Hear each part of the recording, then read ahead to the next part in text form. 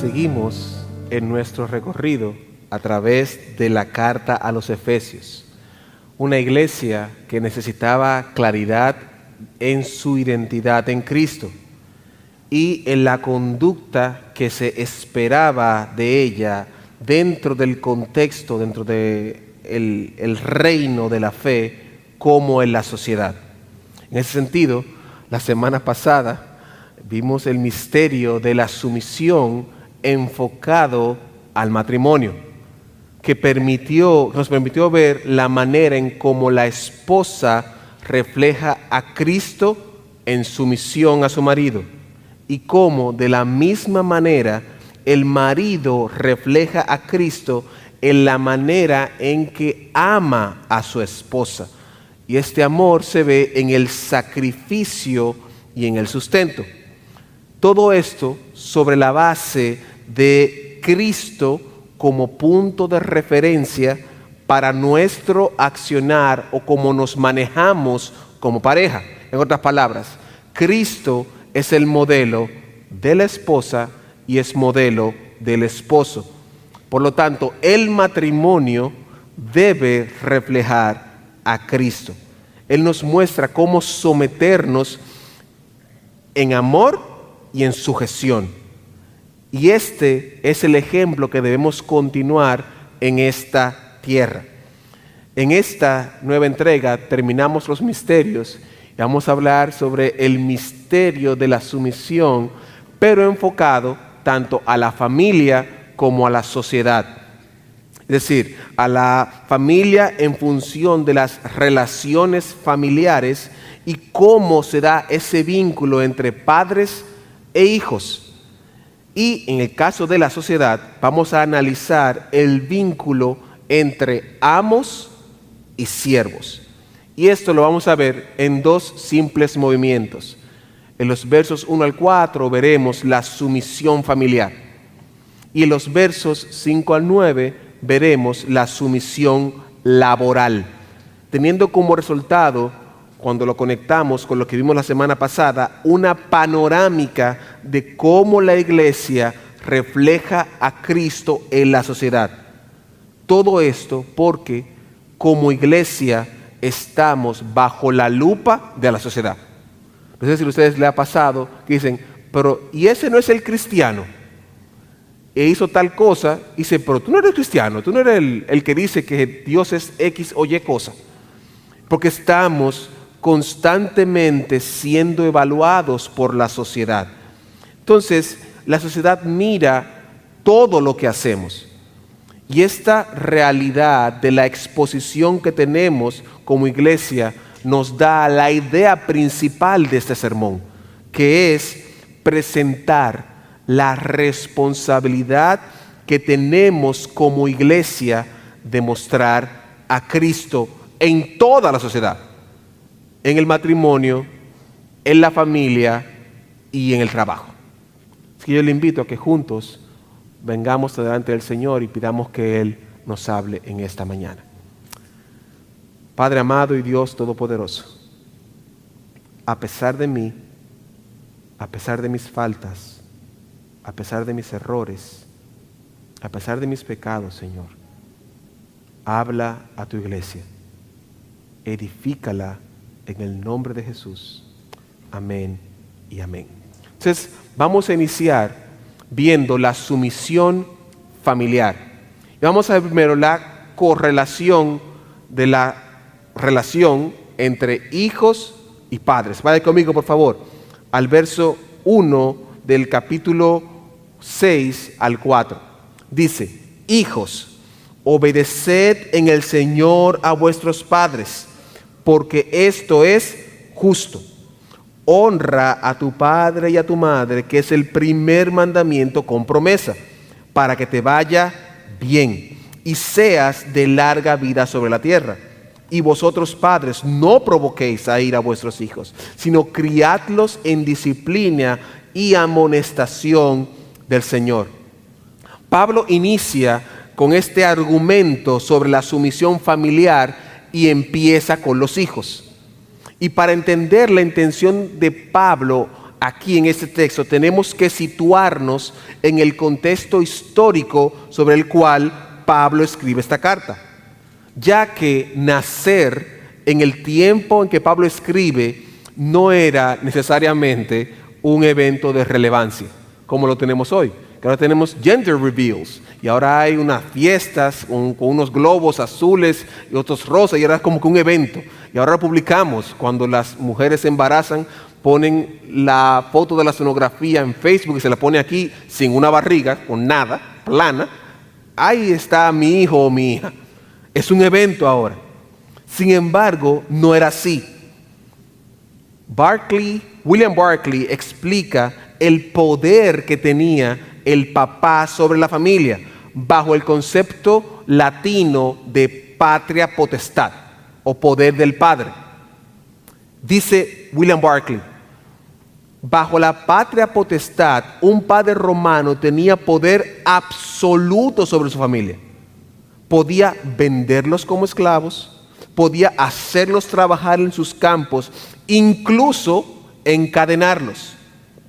Podía castigar como quisiera e incluso podía infligir en este hijo suyo la pena de muerte.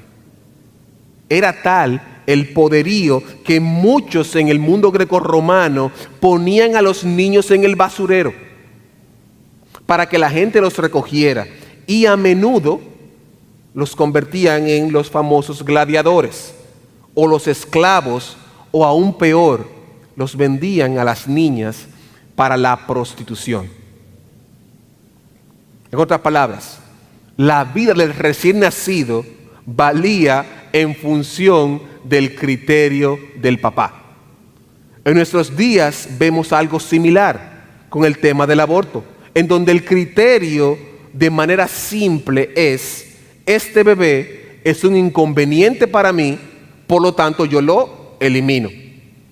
Y aunque existen personas que defienden circunstancias particulares, como el tema evidentemente muy doloroso de las violaciones o de las malformaciones de nacimiento, el principio es el mismo. Ante una situación inesperada o indeseada, entonces yo elimino esto que me molesta, que es, en este caso, los niños. En el Evangelio no es así. En el Evangelio toda vida vale, porque esta vida tiene la imagen y la esencia de Dios. Y Pablo quiere resaltar esto porque Cristo está diciendo a través de Pablo: los hijos y las hijas valen. Pero no solamente que valen. En el original, Pablo se refiere tanto a varones como a hembras. ¿Qué quiere decir esto? Que en el Evangelio no hay tal cosa como superiores e inferiores. Que en Cristo todos tenemos el mismo valor, sin importar cuál sea el género que usted tenga. Y Pablo inicia y aborda el tema de los hijos, y la instrucción es que ellos deben, hijos, atención, obedecer y honrar. Efesios 1 y 2 del capítulo 6 dice: hijos, obedeced en el Señor a vuestros padres, porque esto es justo. Honra a tu padre y a tu madre, que es el primer mandamiento con promesa. En la primera instrucción, Pablo le habla a los hijos y les dice que deben tomar en cuenta que ustedes tienen que obedecer. Pero algo interesante que no podemos pasar por alto es que estas cartas se leían en público. Eso quiere decir que los hijos, cuando se leían esta carta en Éfeso, escucharon esa instrucción, pero escucharon toda la carta. ¿Qué quiere decir eso? Que ellos también habían escuchado que son benditos con toda bendición, que son escogidos por Dios, que son redimidos de Dios, que son sellados por el Espíritu y que son parte del cuerpo de Cristo, etc. Es decir, los hijos no salían del capítulo 1 al 5 y entraban en el capítulo 6. Los hijos escuchaban desde el capítulo 1 hasta el capítulo 6 completo. En ese sentido, Pablo les dice a los hijos que están en Éfeso: obedezcan, ¿Por qué? Porque en el verso 21 él dice, sométanse unos a otros. Es decir, esta idea de sometimiento de los hijos no viene al aire. Ya Pablo está explicando que los hijos, como son partes y son parte de la iglesia y se creyeron en Jesucristo, deben someterse. Entonces, en ese sentido, Pablo le dice a los hijos, obedezcan. Obedezcan. Y esta palabra en el original alude principalmente a escuchar. De esta manera, Pablo está diciendo a los hijos, escuchen de manera proactiva, es decir, con atención, con la intención clara de obedecer. No es solamente escuche y ya, hijos que están aquí, es escuchen con atención. Y Pablo dice a los hijos, ustedes son valiosos porque tienen la imagen de Dios. Pero ustedes, aunque son valiosos, hijos que están aquí, tienen que obedecer. Deben obedecer, deben escuchar con atención a los padres. ¿Por qué? Pablo contesta él mismo, verso 1, porque esto es justo. En otras palabras, la obediencia de los hijos a los padres no está sujeta a que el papá o la mamá sean buenos. No está sujeta a que sean honrados, ni siquiera a que sean creyentes. Los hijos obedecen solamente porque son hijos. Ya. ¿Por qué? Porque eso es justo. Es el orden natural que implica la dependencia del hijo y la hija al papá y la mamá. ¿Y cómo puede ser esto posible? El verso 1 lo dice también. En el Señor. Es en el Señor que esto es posible. Lo que significa que para obedecer y más adelante poder honrar a papá y a mamá, tenemos que estar en el Señor, que en este caso es Cristo, queridos hijos. Y al igual que como hablábamos en la entrega anterior, lo que define el éxito de la relación del esposo y la esposa es que tenga primero una relación con Cristo. Es decir, si yo tengo una relación con Cristo como esposo, seré un buen esposo. Asimismo, si el hijo tiene una relación con Cristo, va a tener una buena relación con su papá y su mamá. Lo que significa, hermanos, hijos e hijas que están aquí, que Cristo está disponible para ustedes. Esto no es para adultos solamente. Ustedes pueden formar parte de la familia de Dios, queridos hijos. Ustedes pueden ser coherederos con Cristo y papá y mamá de exactamente los mismos beneficios. Lo único que tienen que hacer es venir en arrepentimiento y fe a Cristo. Creer que Él es el Señor y no importa que tengan 5, 7, 10, 15, cualquiera sea su edad. Cristo está disponible para ustedes, queridos hijos que están aquí. Por lo tanto, vengan a Cristo. Ahora es el momento. No es porque usted esté joven. No, ahora es el momento de venir a Cristo. Hijos, hijas, vengan al Señor.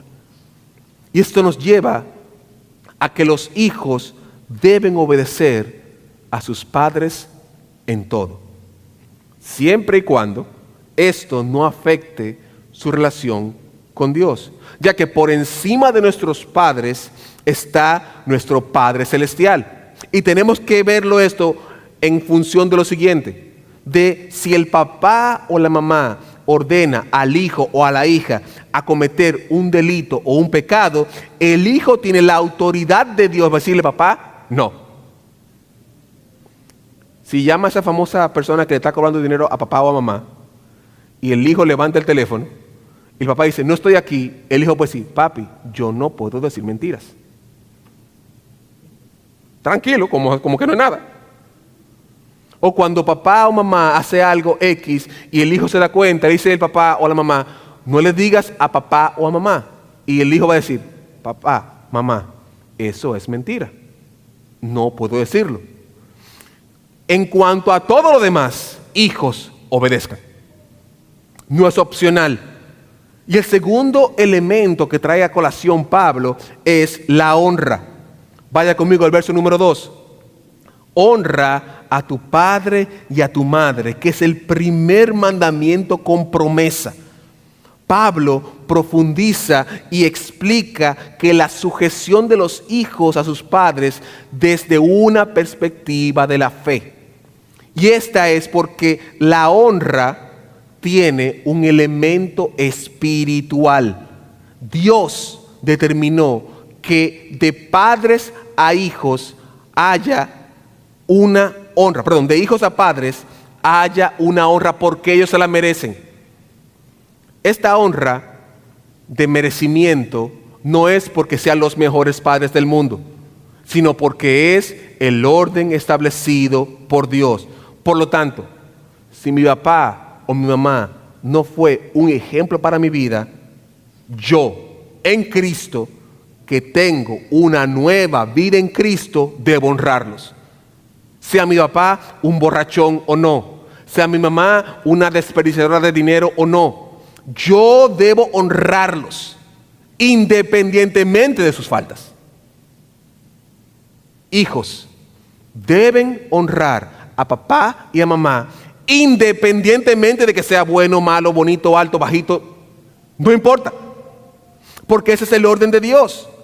Pero no solamente porque es el orden de Dios, sino porque trae consigo un beneficio. Verso 3. Para que te vaya bien y seas de larga vida sobre la tierra. Pablo explica que los hijos tienen estos dos beneficios. ¿Cuáles son? Que te va a ir bien y larga vida en la tierra.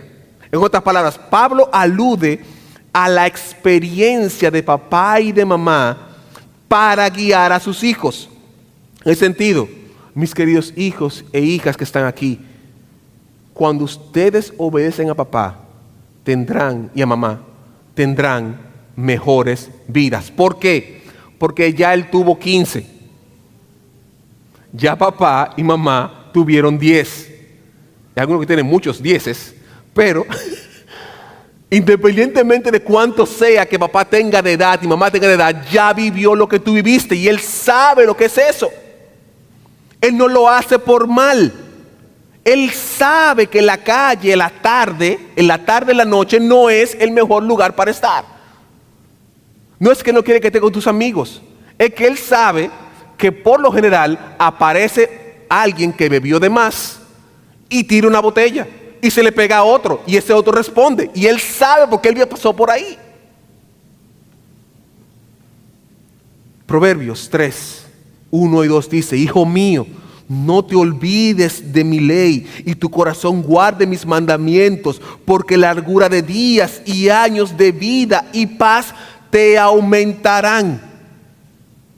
La pregunta que surge: ¿por qué debo obedecer y honrar? Y la respuesta es que nuestro modelo es Cristo mismo. Él obedeció a su Padre Celestial y lo honró hasta el último momento, pero al mismo tiempo Él honró y obedeció a su Padre y su Madre terrenal. Vaya conmigo, miren cómo Jesús honró a su madre. Juan capítulo 19, versos 26 al 27. Dice: cuando vio Jesús a su madre, está ya crucificado, y al discípulo a quien él amaba, que estaba presente, dijo a su madre: mujer, he ahí tu hijo. Después dijo al discípulo: he ahí tu madre. Y desde aquella hora el discípulo la recibió en su casa. Es una responsabilidad primordial en la costumbre judía que el honrar al padre y a la madre implicaba mantenerlos, como dice 1 Samuel 22:3, en su vejez. La madre de Jesús probablemente tenía unos 40, 50 años más o menos, y es probable que José ya no estuviera presente, sí que era viuda. Así que en la sociedad María se convertía en un problema social. ¿Por qué? Porque María probablemente no tenía un empleo y dependía de lo que Jesús hacía, de su hijo mayor. Y miren cómo Jesús antes de morir dice: María, gracias por cuidarme. Juan, encárgate de ella. Honrando a papá y a mamá. Pero también Jesús honró a su Padre Celestial. Juan 17, 1 al 5. Dice: estas cosas habló Jesús levantando los ojos al cielo y dijo: Padre, la hora ha llegado. glorifica a tu Hijo, para que también tu Hijo te glorifique a ti, como le has dado potestad sobre toda carne, para que dé vida eterna a todos los que le diste.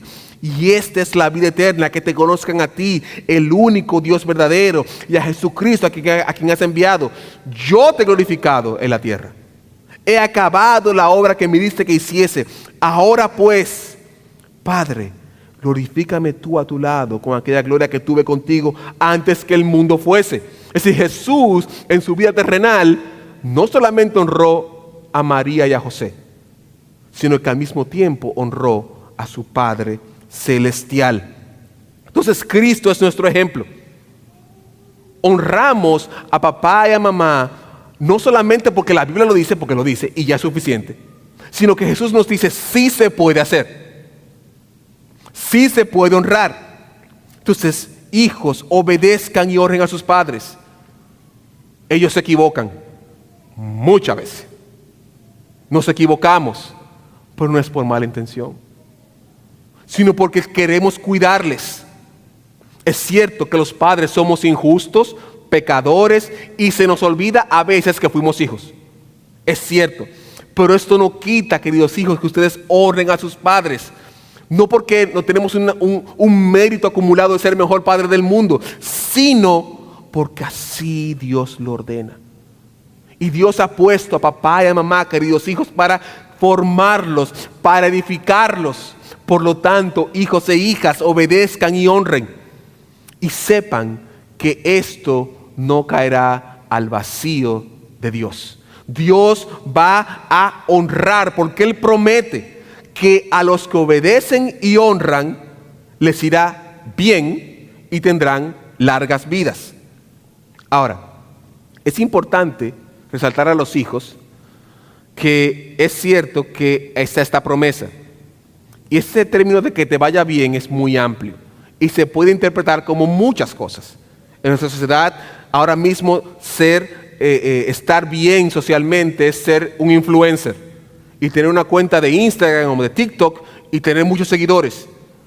Eso es lo que se conoce ahora como la buena vida, o tener vehículos, o tener posesiones. Pero esto no es lo que la Biblia plantea. Vivir bien y larga vida no significa que usted no se va a enfermar, ni que va a tener prosperidad, o que va a vivir 100 años. No es eso. Lo que quiere decir que cuando honras y obedeces a papá o a mamá, ya que no podemos negar que estamos en un mundo que está quebrado, que está en pecado, Dios va a utilizar tu sumisión a tu papá y a tu mamá para que te vaya mejor en la vida. Está comprobado que cuando papá y mamá son presentes en la familia, en los hijos, por lo general tienen más éxito. No significa que usted va a hacerse millonario, hijo o hija, pero seguro tendrá formación, seguro tendrá valores. Y usted va a ver que cuando venga la tentación de hacer aquello malo, usted va a recordarse a papá o mamá que me dijo tal cosa en el año X, y se va a mantener firme. Un ejemplo de esto: en mi familia, en mi familia de origen, mi papá era un siervo de Dios. Él falleció en el 2007. Y él nos dejó un valor que aún al día de hoy, yo consciente e inconscientemente lo hago. No tiene que hacerlo usted, eso soy yo. Papá decía: nada encima de la Biblia. Sencillo. ¿Por qué? Porque es un libro santo. Y el ejemplo que él utilizó para comparar es: si usted tiene la bandera de su país, usted la pusiera en el suelo, usted la arrugaría, usted se sentaría en ella. Y si eso es una bandera, ¿cuánto más la palabra de Dios? Y pregunte en mi casa, mis pobres hijas y mi esposa, cada vez que veo una Biblia que no tiene nada sobre, yo como que la quito, y mi esposa tiene en la cama, tiene como una mesita, y ella de manera inconsciente pone cosas encima de la Biblia, y yo en automático voy y se la pongo y volteo el asunto. Y ella me dice: pero mi amor, perdóname, que tengo eso en la cabeza. Miren, mi papá murió en el 2007. Yo tengo eso desde que yo era pequeño. ¿Por qué? Porque cuando papá y mamá te inculcan un valor, querido hijo, querida hija, es por tu bien. ¿Significa esto que yo soy más santo porque no lo pongo nada encima de la Biblia? No, es una perspectiva. Hijos, hijas de viuda, honren a papá y a mamá. Obedezcan a papá y a mamá. Porque en esta honra y en esta obediencia hay bendición. Pero Pablo no se queda ahí. Pablo continúa y enfoca el tema familiar a padres e hijos. Veamos, por favor, verso 4. Y vosotros, padres, no provoquéis a ira a vuestros hijos, sino criadlos en disciplina y amonestación del Señor. Entonces, Pablo aborda aquí dos elementos claves: la inconsistencia de los padres en la crianza y la responsabilidad de discipular a sus hijos. Entonces, vamos a ver primero los padres que aman. Lo primero que Pablo trata de hablar aquí es de la inconsistencia de los padres, que en esencia es medir al hijo o a la hija como algo que no son. Eso yo lo aprendí cuando yo estaba criando mis dos hijas. Que alguien me dijo, recuérdate que ya no son adultas. Es decir, yo no puedo esperar que mis hijas se comporten como adultos porque no son adultos. Esto no quiere decir que yo voy a ser permisivo, sino que yo debo entender que mis hijas están en un proceso de crecimiento en el cual yo también estuve. De hecho, recuerdo que cuando Ámbar era pequeña, ella lloraba como todo niño normal. Y la gente en público me preguntaba, ¿y por qué ella llora? Como que yo tengo como que un llorómetro o yo soy psíquico que puede entrar en la cabeza de mi hija. ¿Sabe qué yo respondía? Porque tiene 2 años. Pero mire, 2 años tiene. Los niños de 2 años usualmente lloran. ¿Sabe que los niños tienen una conferencia anual y se juntan y dicen, tenemos que llorar 24 horas al día? O sea, ellos como que se turnan de un niño a otro. O sea, llora uno, termina otro, y como que en esta conferencia anual que hacen los niños, lloren sin ningún tipo de razón, solamente lloren. Y mis hijas fueron muchas a esa conferencia, las dos. Ellas nunca faltaron a esa conferencia. Porque el niño llora. ¿Qué usted espera? ¿Que esté tranquilo sentado? ¿Qué usted espera? ¿Que el niño esté con un libro todo el tiempo? No, porque el niño no funciona así. Pero ¿qué pasa? Que nosotros queremos que actúen como adultos cuando son niños. En otras palabras, Pablo está diciendo, no lleven a sus hijos al límite, padres. Y esto es clave, porque provocar ir a esos hijos es llevarlos al punto de desequilibrio, en donde lo que escucha no es nuestra instrucción, sino nuestra frustración. Entonces, la progresión es la siguiente: provocar, el niño o la niña aguanta hasta un punto, se quiebra y entonces cae la ira. En otras palabras, a medida que yo más provoque a mis hijas, Ámbar y Coral, el resultado será que la ira de ellas se va a desarrollar más contra mí y mis instrucciones. Y va a llegar un punto donde yo le hable de cualquier tono y ellas le van a hacer nada. Otras palabras, noten que es una provocación particular. Pablo nos muestra que esto de provocar es llevar al límite insostenible al hijo o a la hija. Y él lo explica más fácil en Colosenses, capítulo 3, verso 21. Mire que dice, Padre, y todos entendemos esta palabra, no exasperéis a vuestros hijos para que no se desalienten. Pablo utiliza 2 palabras distintas para referirse a 2 significados diferentes. La palabra que utiliza en Éfeso es, cuando se traduce del griego al español, sería hacer enojar. Y esta misma palabra es la que usa Pablo en Romanos 19, que dice, y también digo, no ha conocido esto Israel. Primeramente Moisés dice, yo os provocaré a celos. Noten que esta provocación es negativa, provocar a celos con un pueblo que no es pueblo, con un pueblo insensato, y provocaré a ira. Entonces, la provocación aquí es tú llevar a la persona a una pared donde no puede salir.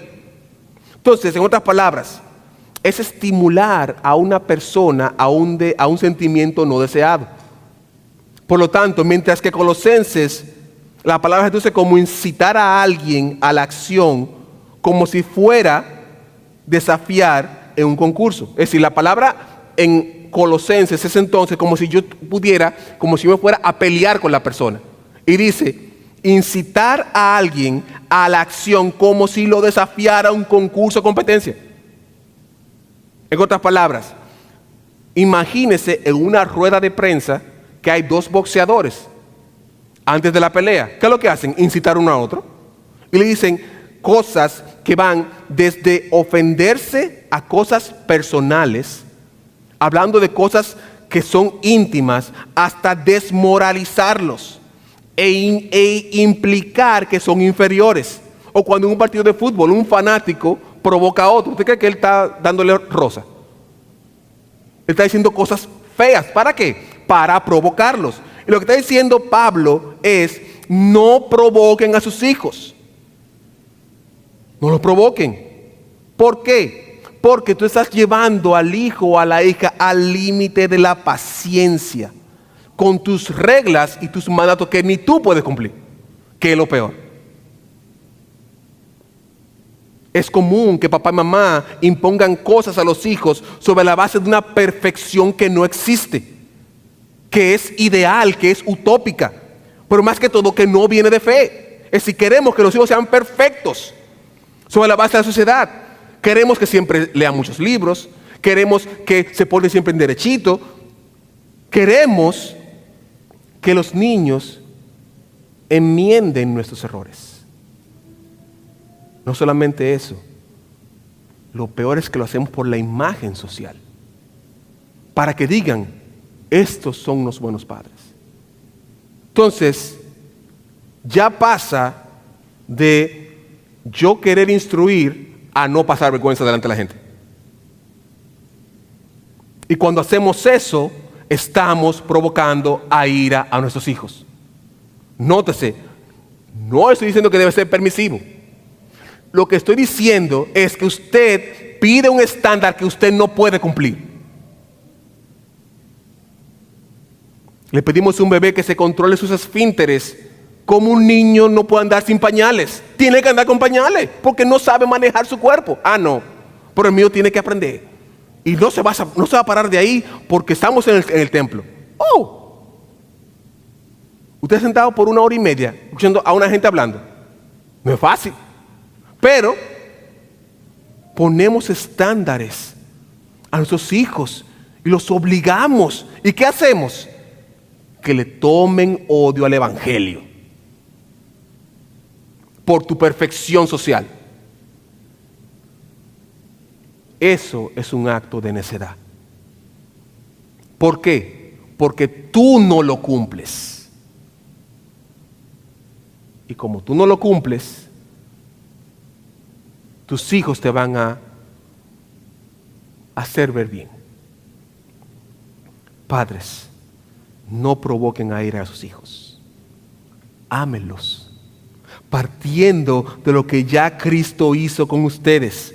Muestren gracia a ellos, a la que usted recibió en el Calvario, y extiéndala a sus hijos, siendo padres conforme al modelo de Cristo.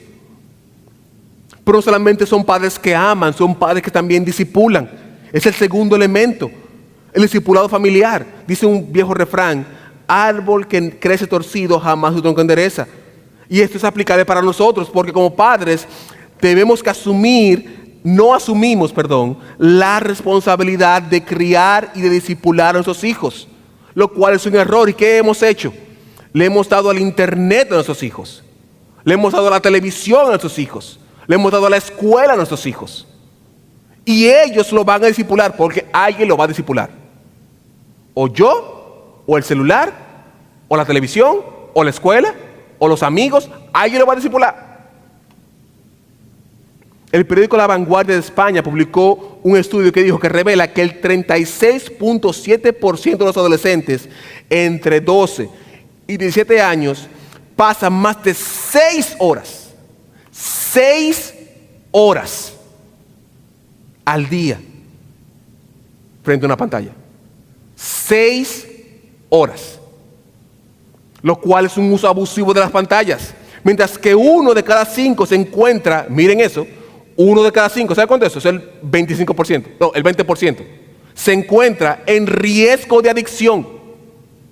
En otras palabras, una persona que se hace adicto a una sustancia prohibida está igual que un niño con un celular 6 horas. ¿Usted está entendiendo eso? Pero ¿qué pasa? Que el celular ahora me tranquiliza al muchacho. Y como me lo tranquiliza, ya yo, y me lo aboba, esa palabra la conoce, ¿verdad? Abobar, como que lo hacen como numb. Sí, yo estoy tranquilo porque ya no tengo la responsabilidad de criar. Ya lo está criando TikTok, lo está criando Instagram, lo está criando YouTube.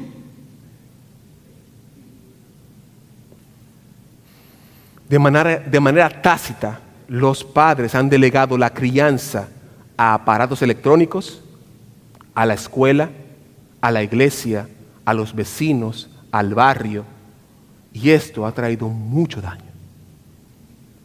De acuerdo a un estudio de la Universidad de Utah, según este estudio de Facebook, Instagram, miren que este estudio reveló que tienen efectos nocivos entre una parte de sus millones de usuarios jóvenes, en particular las adolescentes.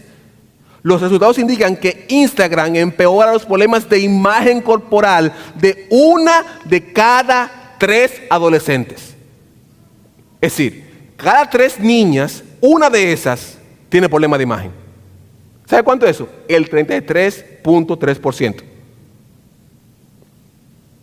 Y entre las adolescentes que declararon tener pensamientos suicidas, miren cómo usted calmando a su hijo está prácticamente provocando un suicidio.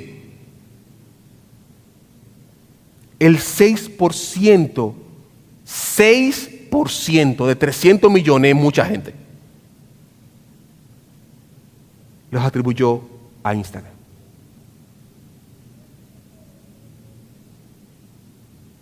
Y después que pasa la tragedia, ay, ¿qué pasó? Que tú no fuiste un papá correcto, que tú no fuiste una mamá correcta y le entregaste a tus hijos a una pantalla. Eso fue lo que pasó. Que en vez de tomar tu tiempo y aunque llegara cansado del trabajo, contar una historia con tus hijos, te acostaste y te viste Netflix. Eso fue lo que pasó. Sencillo. Y en el momento difícil que estaba esta crisis a los 13, 14, 15 años, tú estabas trabajando 24 horas al día para poder mantener la casa. Eso fue lo que pasó. Sencillo.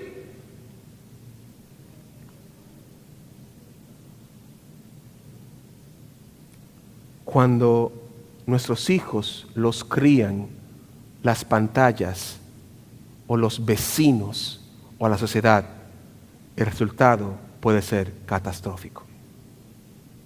Y ahí es donde entra el consejo de Pablo. Él nos dice, y padres, críen a sus hijos en disciplina.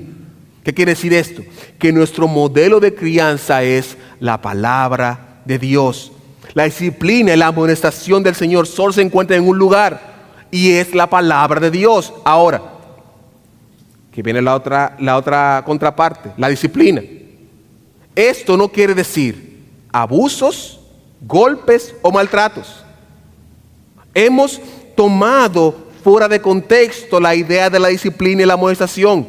Hemos interpretado que disciplina y amonestación es infligir dolor en vez de corrección. Traer dolor en vez de ayudar, lo que hace es destruir.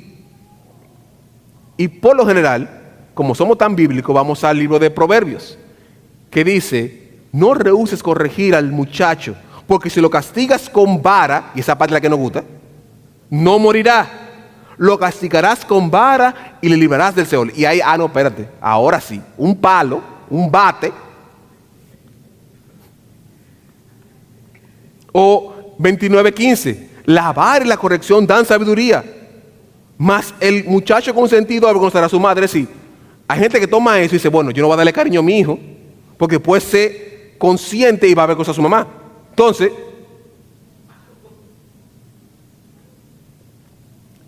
y esto se utiliza para la cantidad de maltratos infantiles que hay. Pero noten que el que usa ese texto olvida que Proverbio tiene 31 capítulos y 66 libros.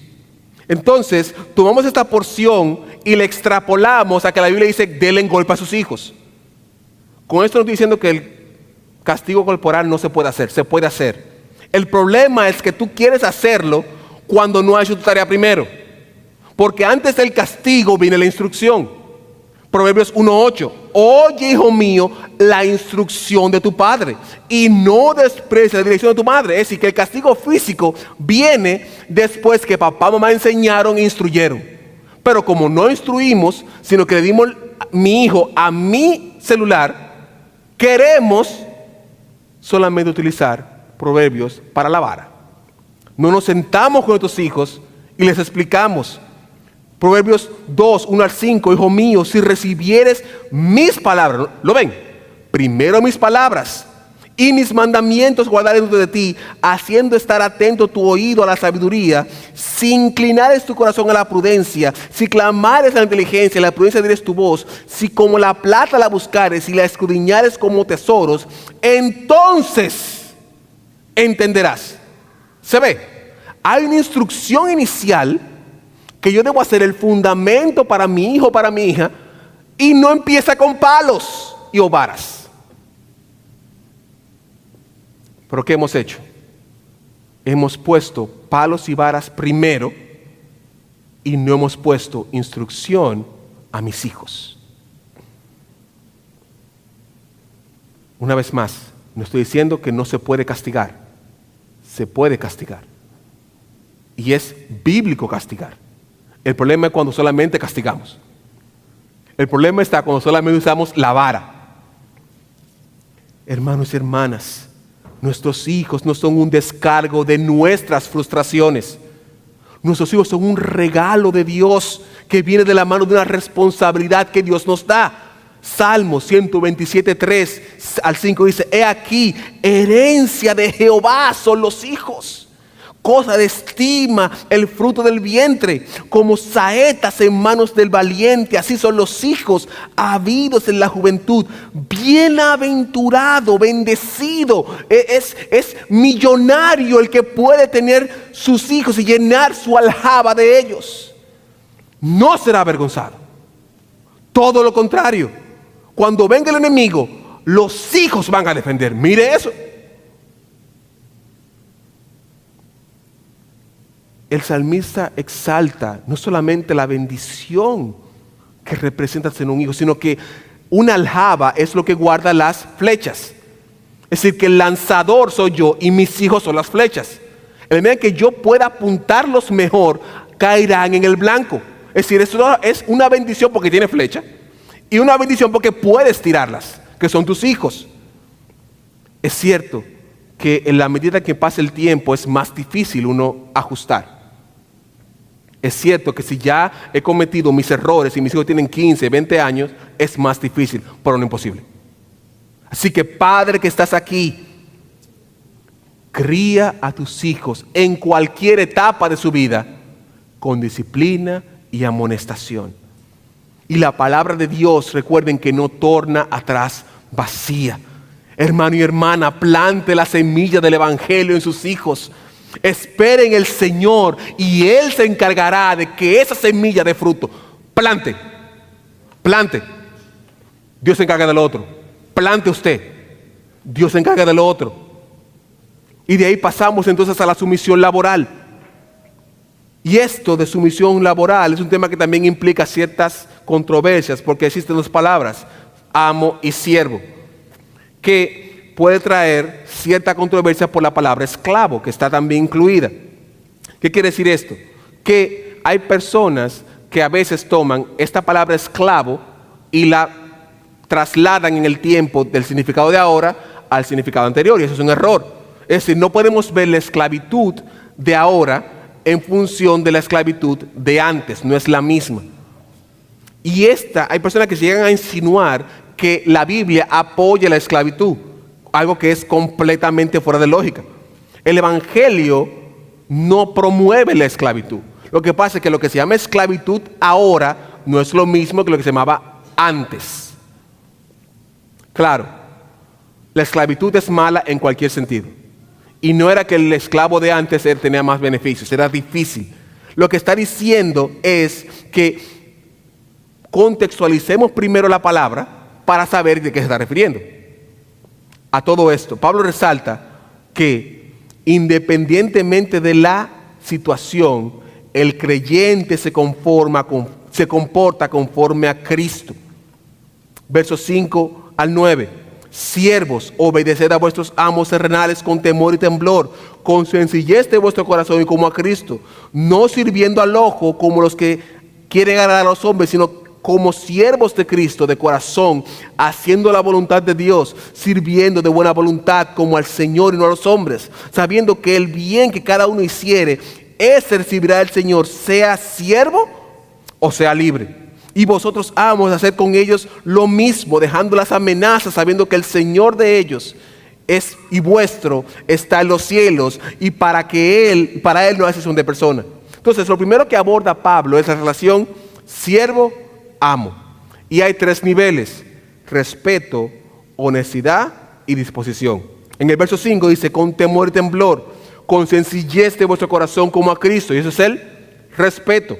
Luego, como siervos de Cristo, de corazón, haciendo la voluntad de Dios. Eso es honestidad. Y tercero, sirviendo de buena voluntad como al Señor, que eso es la disposición. En otras palabras, debemos servir a nuestros superiores como si fuese Cristo ese superior. Es decir, yo le voy a quitar la cara a mi superior y voy a poner el rostro de Cristo. Y voy a actuar en función de Cristo. ¿Por qué? Verso 8. Sabiendo que el bien que cada uno hiciere, ese recibirá del Señor, sea siervo o libre. En otras palabras, nuestra recompensa está en Cristo. Y Él se encargará de recompensar nuestro respeto, nuestra honestidad y nuestra disposición. Sea bueno el amo o el superior o no. Me pague bien o me pague mal. Esa es la parte más difícil. Porque yo reconozco que hay abuso. Pero ¿no lo sabe Dios? Dios, si tú honras y sirves como a Cristo, Él te va a recompensar. Luego pasa al amo siervo y dice que es el contrapeso. Vosotros, amos, haced con ellos lo mismo, dejando las amenazas, sabiendo que el Señor de ellos está en los cielos y para Él no hay excepción de persona. Noten cómo es el mismo estándar, amos y siervos. Pero el amo, como tiene poder sobre el siervo, dice, pero mira, tú, si lo tratas mal, yo estoy aquí. Cuidado. Porque yo me voy a hacer cargo de eso. Yo no veo que tú eres siervo y que él le amo. No, yo estoy viendo la injusticia. Por lo tanto, cuidado con maltratar a los siervos. Permítame concluir. Partiendo de lo que hemos visto en la entrega anterior con el matrimonio hasta la familia y el trabajo, nos deja una enseñanza clave. La iglesia de Cristo refleja a Cristo. Y esto se ve en todas las áreas de su vida. En el matrimonio, en la crianza, en el desarrollo, en mi trabajo. Mostremos a Cristo. Veamos en Cristo ese hombre que hizo todo lo que tenía que hacer para mostrar la gloria de su Padre. ¿Cómo lo aplicamos a nuestra vida? Primero, a los hijos. Hijos, obedezcan y honren a sus padres. Escuchen atentamente sus instrucciones y tomen en cuenta que ellos buscan su bien. Padres, discipulemos a nuestros hijos, inculcándole el Evangelio y contextualizándolos o adecuándolos o ajustándolo a la edad de ellos, a su realidad. Bese a sus hijos, ámelos, aunque sean grandes. Diga, mire, venga, démele un beso. Bese a sus hijos, ámelos, brínquelo, moléstelo. Yo molesto a mis hijas. Yo digo en mi casa, yo tengo el derecho divino de molestar a mis hijas, yo, esta que está aquí. Y yo la molesto todos los días sin mancar. Y jugamos. Y la levanto y la brinco, porque un día se me van a ir. Y cuando se me vayan, van a estar sujetas a un hombre. Y ya no puede brincarla. Bueno, quizás sí, pero escondido. Por lo tanto, brinque a sus hijas, a sus hijos, ámelos, abrácelos, béselos, porque son un regalo de Dios. Pero más que todo, disciplínelos en la verdad del Evangelio. A los siervos, sean fieles a sus amos y honren a Dios con su trabajo. A los amos, sean justos y sirvan a sus empleados. Y a la iglesia, reflejemos a Cristo. Si aún no estás en Cristo, es a través del Evangelio que podemos tener relaciones saludables de matrimonio, de familia y trabajo.